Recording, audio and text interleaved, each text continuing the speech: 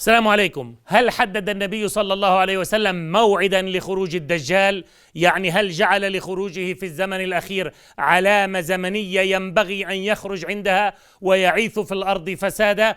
الحقيقة نعم، فقد تم تحديد فتح قسطنطينية موعدا واضحا ومؤكدا لخروج الدجال المعهود. وقسطنطينية أو اسطنبول التركية حاليا كانت عاصمة الإمبراطورية الرومانية الشرقية ومركز المسيحية في الشرق كله، وتم فتحها على يد السلطان المسلم محمد الفاتح سنة 1453 ميلادي.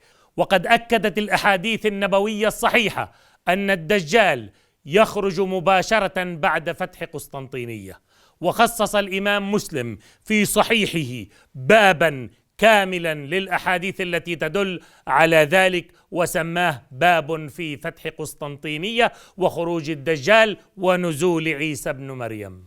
وورد عن أنس بن مالك رضي الله عنه أنه قال: فتح القسطنطينية مع قيام الساعة، رواه الترمذي في السنن، ومعناه أن الفتح مع أول علامات قيام الساعة وهي خروج الدجال. وعن معاذ بن جبل قال صلى الله عليه وسلم: فتح قسطنطينية خروج الدجال، يعني أن الفتح هو العلامة الزمنية الأكيدة التي يخرج بعده الدجال. وفي صحيح مسلم عن نافع بن عتبة قال: لا نرى الدجال يخرج حتى تفتح الروم.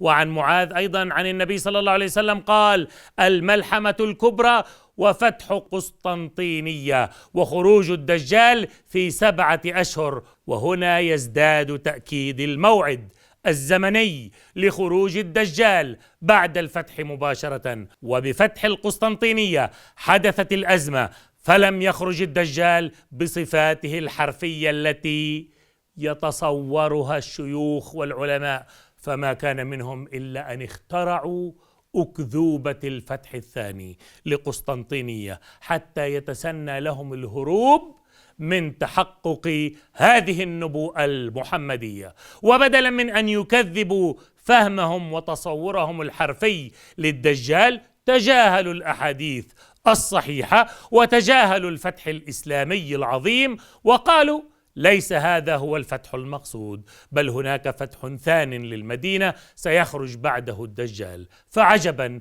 لهذا الفتح الثاني الذي لم يخبر عنه الصادق المصدوق صلى الله عليه وسلم.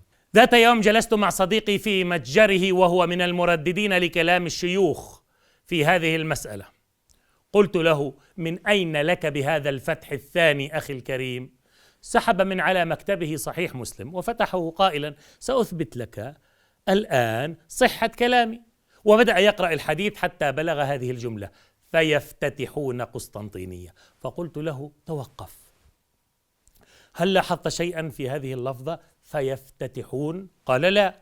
قلت له: أخي الكريم، عندما تأتي لمتجرك كل يوم ماذا تصنع؟ قال: أفتحه. قلت: تفتحه أم تفتتحه؟